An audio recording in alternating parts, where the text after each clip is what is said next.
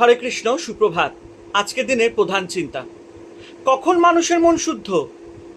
যখন সেই মন সরল, যখন সেই মনে সত্য বিনা অন্য কিছুর স্থান নাই।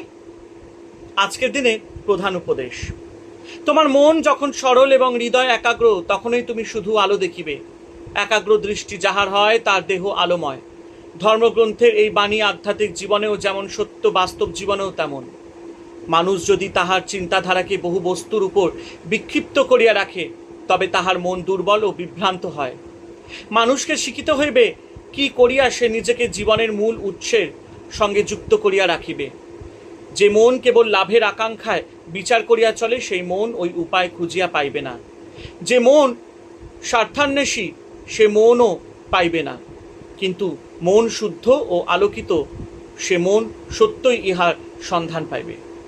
আজকের দিনে প্রার্থনা, হে প্রভু, আমার একান্ত ঘনিষ্ঠজন, আশীর্বাদ করো যেন আমি একমাত্র তোমার মধ্যেই বিচরণ করি, আবার তোমাতেই বাস করি।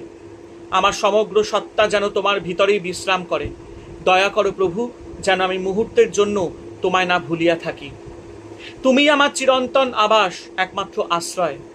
তোমার স্বরূপ আমার চোখের সম্মুখে উদ্ভাসিত করো, যেন আমার দৈনন্দিন জীবন তোমারই ভাব প্রকাশ করে। হরে কৃষ্ণ। জয় ঠাকুর শ্রী রামকৃষ্ণ পরমহংসদেবের জয়।